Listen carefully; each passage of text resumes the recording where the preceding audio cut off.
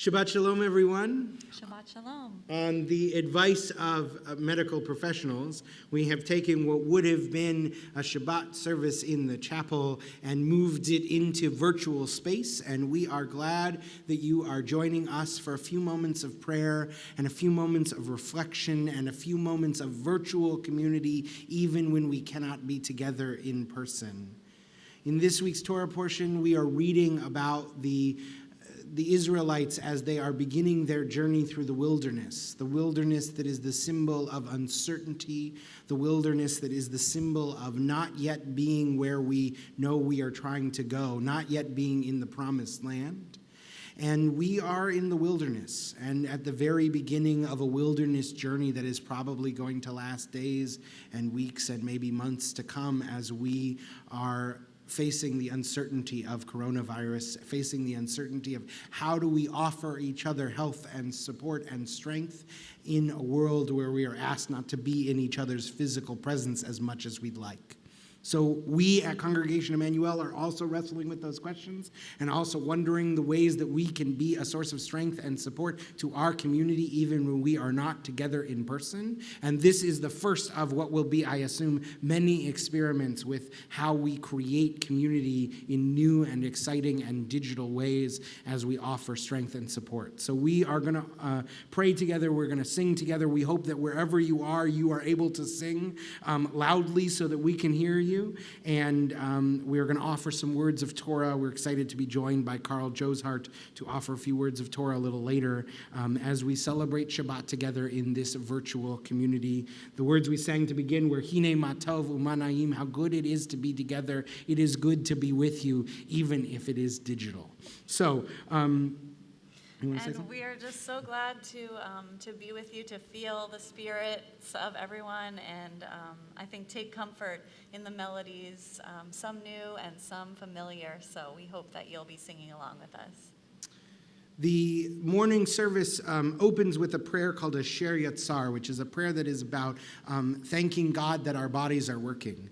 And I think at times of health crisis, at times when we are aware more than usual of our bodies and what's working and what's not working and what's whole and what's scary and what's broken in our bodies, it's a great opportunity to try and center ourselves in gratitude for the fact that our bodies work as well as they do, that they carry us, that they heal, that they offer us strength and comfort. So we're going to offer a Asher Yatzar prayer this morning for our bodies.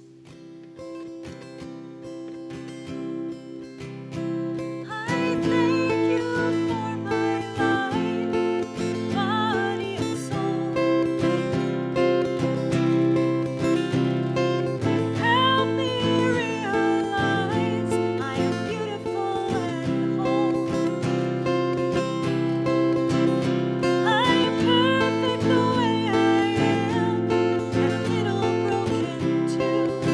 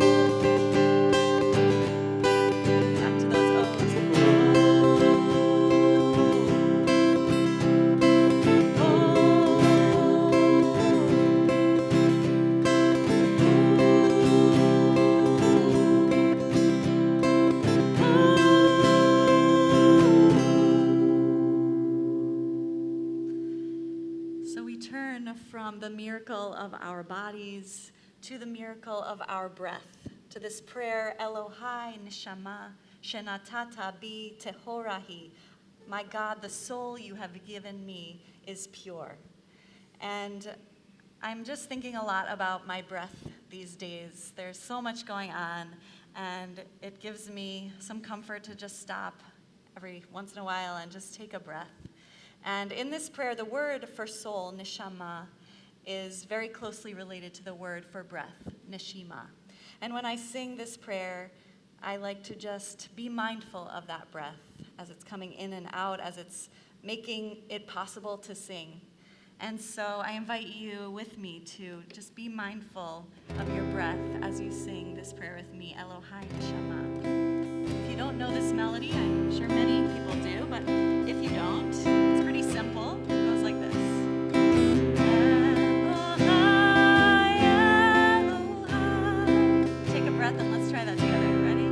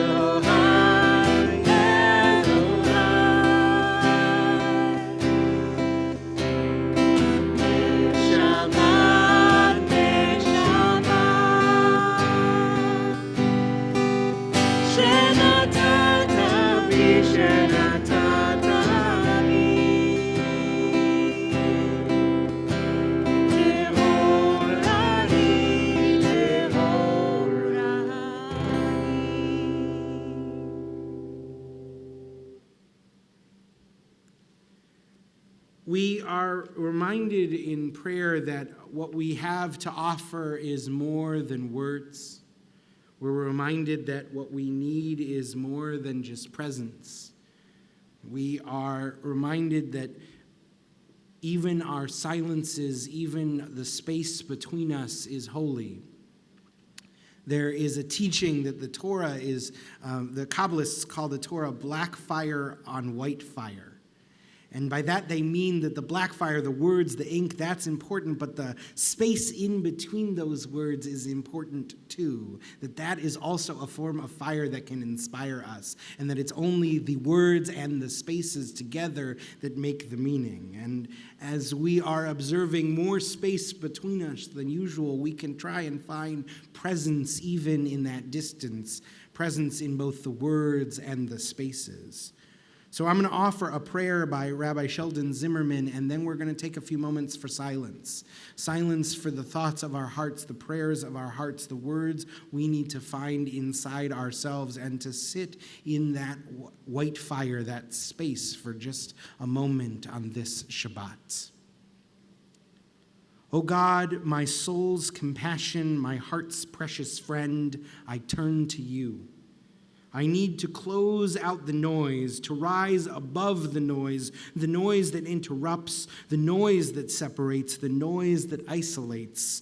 I need to hear you again. In the silence of my innermost being, in the fragments of my yearned-for wholeness, I hear whispers of your presence, echoes of the past when you were with me, when I felt your nearness, when together we walked, when you held me close, embraced me in your love, laughed with me in my joy. I yearn to hear you again. In your oneness, I find healing. In the promise of your love, I am soothed. In your wholeness, I too can become whole again. Please listen to my call. Help me to find the words. Help me to find the strength within. Help me shape my mouth, my voice, my heart, so that I can direct my spirit and find you in prayer. In the words only hearts can speak. In songs only my soul can sing, lifting my eyes and heart to you. Adonai sifatai tiftach, open my lips, precious God, so that I can speak with you again. We take a moment for silence.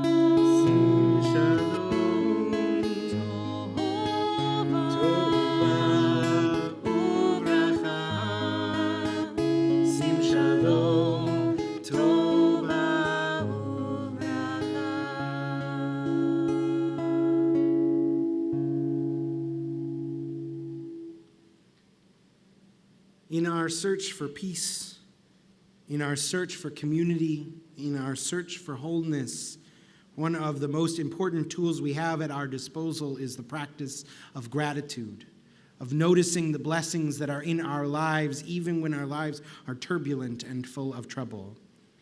We are going to offer a prayer for gratitude based on the prayer Modim Anachnu Lach, which means we are grateful to you. And the refrain of this prayer after each paragraph is Modim Anachnu Lach. We're going to invite you, wherever you are, to say those words Modim Anachnu Lach with us as we reach the end of each paragraph, as we pray these words of gratitude. For the expanding grandeur of creation, worlds known and unknown, galaxies beyond galaxies filling us with awe and challenging our imagination, Modim Anachnu Lach. For this fragile planet Earth, its times and tides, its sunsets and seasons, Modim Anachnu Lach. For the joy of human life, its wonders and surprises, its hopes and achievements, Modim Anachnu Lach. For human community, our common past and future hope, our oneness transcending all separation, our capacity to work for peace and justice in the midst of hostility and oppression. Modim Anachnu Lach. For high hopes and noble causes, for faith without fanaticism, for understanding of views not shared, Modim Anachnu Lach. for all who have labored and suffered for a fairer world, who have lived so that others might live in dignity and freedom. Modim anachnu lach. For human liberties and sacred rights, for opportunities to change and grow, to affirm and choose. Modim anachnu lach. We pray that we may live not by our fears, but by our hopes, not by our words, but by our deeds. Baruch atah Adonai, hatov shimcha ulecha na'eh lehodot. We now take a moment to pray for the healing of those that we love. And so if you're thinking of someone now in need of healing of body, mind, or spirit, you can say their name out loud. And we will sing this Misha Berach prayer together.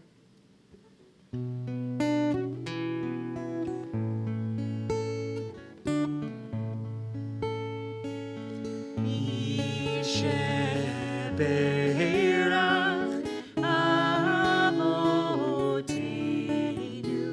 Mekor HaBracha Leimoteinu. May the source of strength, who blessed the ones before us, help us find the courage to make our lives a blessing, and let us say, Amen.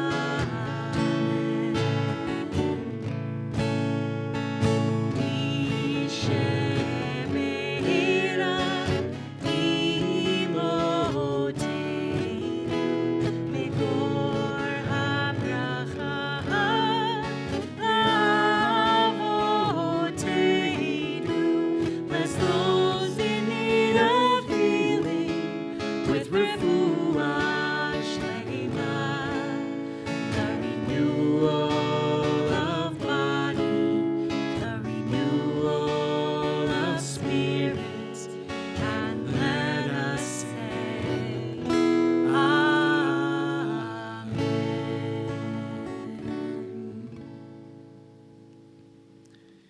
It is now my honor to ask to join us here on the Bima Carl Josehart, who is the Chief Operating Officer of Jewish Family Service and a member of our congregation, to offer a few words of Torah. Carl?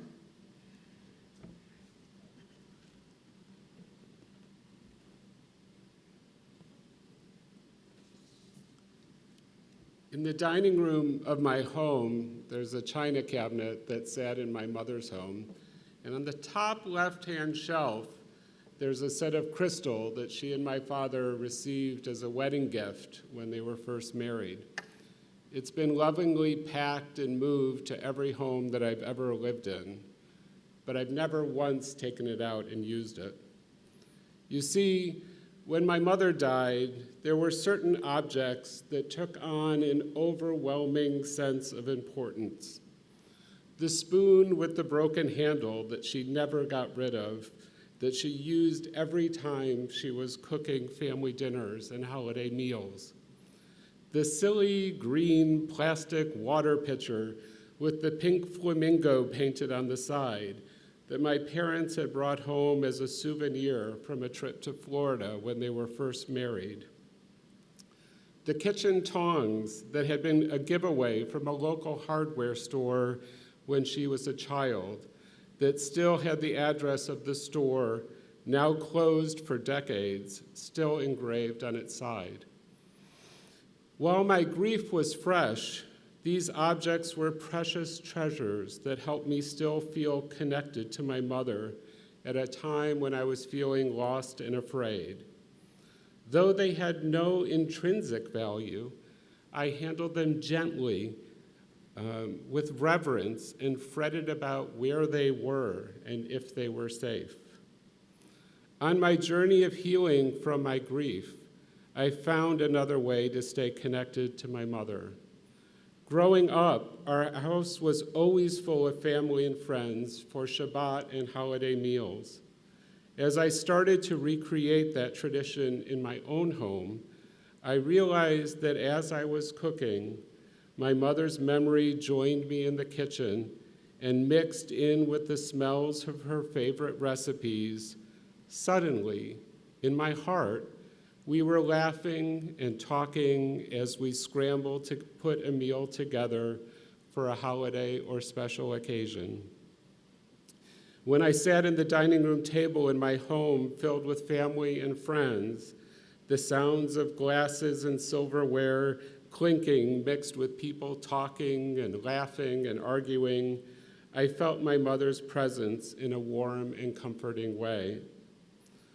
The spoon with the broken handle, the silly green plastic water pitcher, and the kitchen tongs still made me smile when I came across them. But they no longer seemed to be the concrete connection to my mother that they had once been.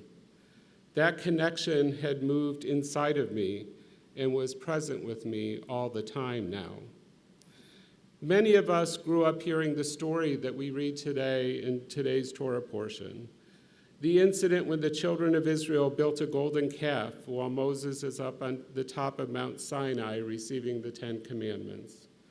Like me, you probably remember being taught that the building of the calf was an act of rebellion, a sin, a building of an idol to worship a false god.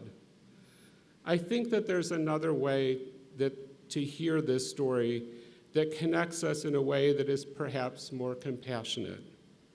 I hear the story as one of grief and loss and fear. The people of Israel had left Egypt after 400 years of enslavement through a series of very visible miracles. And when they left Egypt and were on their journey through the desert, Moses was ever present as a leader to communicate for them with God, interpret what they were to do, and help them create the infrastructure necessary to begin to coalesce as a free and independent people. When Moses goes up to the mountaintop to receive the commandments, he is gone for an extended period of time, 40 days. One can only imagine the sense of loss, fear, and anxiety that his absence created. The poet Yehuda Amichai describes this longing for God that can be seen and touched in his poem, God's Change, Prayers Are Here to Stay. He says in this poem, I don't want an invisible God. I want a God who is seen but doesn't see, so I can lead him around and tell him what he doesn't see.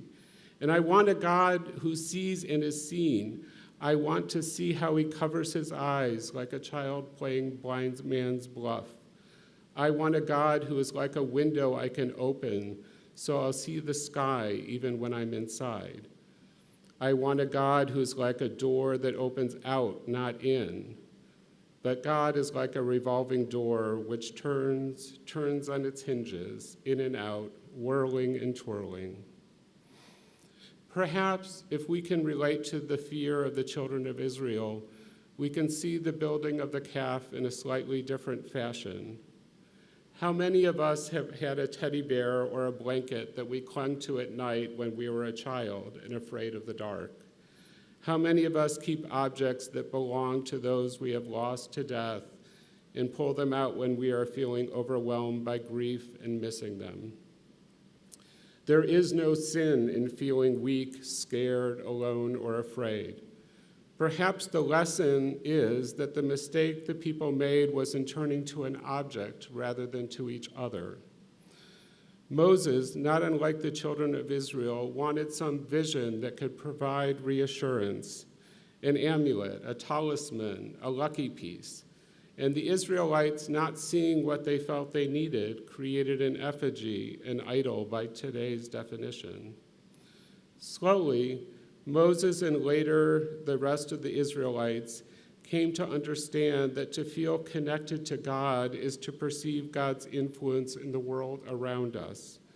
We can't reduce our relationship to God to a single object, but rather it is more meaningful to experience God's presence through acts of compassion and connection to other people with a caring community.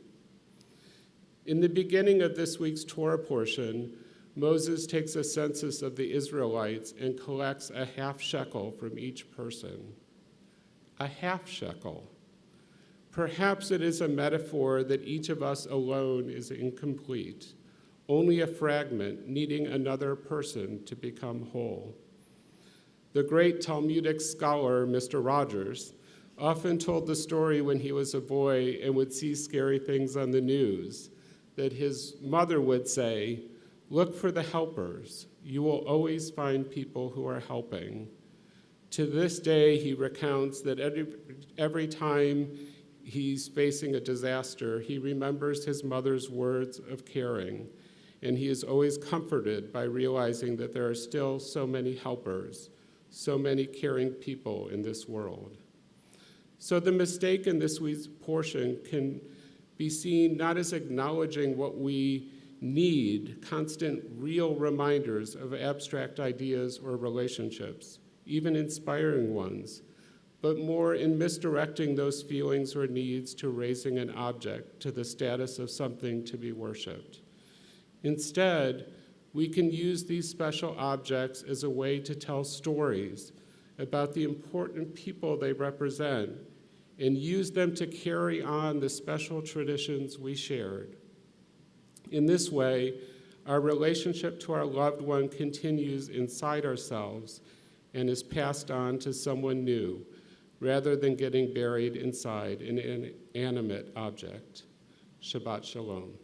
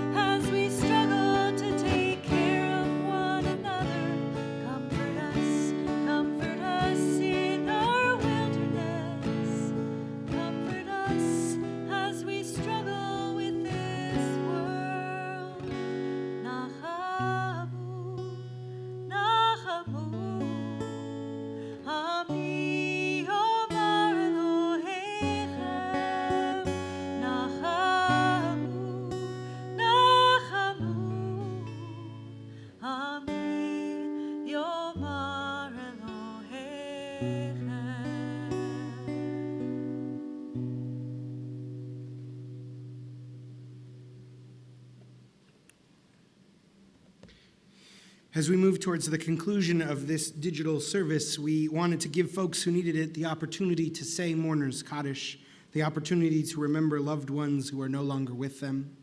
If you are remembering someone on this Shabbat, we invite you to share their name as either in the comments of this video or out loud as we prepare to say Mourner's Kaddish. We invite you to rise if you are able and join us in these hallowed words of affirmation of faith in an exalted God. Yitgadal v'yitkadash shemei Rabbah, Be'alma divrach chirutei ve'al mich malchutei. B'chayachon uvyomechon uv'chayei dechol Beit Yisrael. Ba'gava uvizman kari ve'imru amen. Yehei shmei Rabba mevorach leolam omer maya. Yitbarach v'yishtabach v'yitba'ar v'yitchomam v'yitnaseh.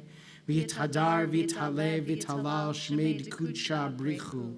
La'ela min kol birchata v'shirata. Tushbechata v'ne'emata. Ta'amiran be'ama ve'imru amen. Yehei shlama Rabba min shemaya.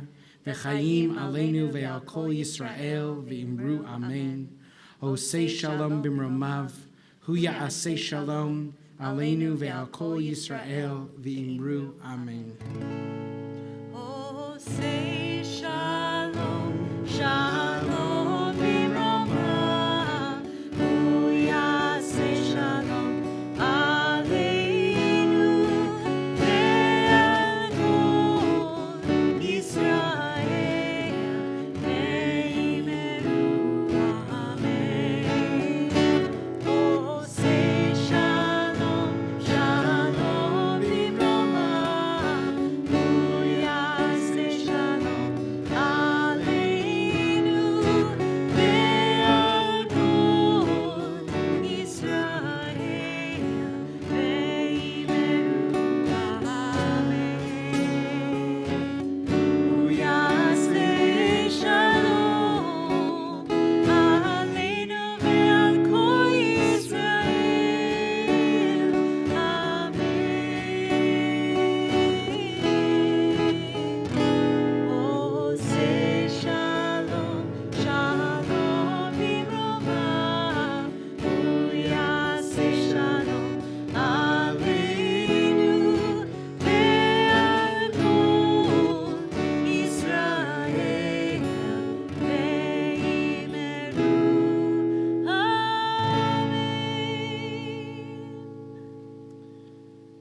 Before I offer a benediction, a few words of gratitude to Carl Josehart for being with us, for offering his words of wisdom and words of Torah, and for being one of the helpers, and for being a person in this community who is offering strength and support in troubled times. We want to thank you for joining us. We want to thank you for the gift of your digital presence. We want to encourage you to be in touch with us, to share with us the ways in which you are hopeful and the ways in which you are struggling, so that we can best support you in these interesting and difficult and challenging times. We want to thank you for your patience with us as we continue to discover as a community the best ways to support you. And we want to offer, as we conclude, these words of blessing. Makor Chaim, source of life, be with us in the wilderness. Walk with us on this journey where we know we are going somewhere where we don't know exactly what it's going to look like when we get there. Help us to find strength and comfort and community even when we cannot be in each other's physical presence. Help us to find strength in support in each other and in you, O God. Help us to find a sense of gratitude, a sense of breath, a sense of hope as we navigate our way through this wilderness. Offer us strength and comfort. And we say together, Amen. Amen.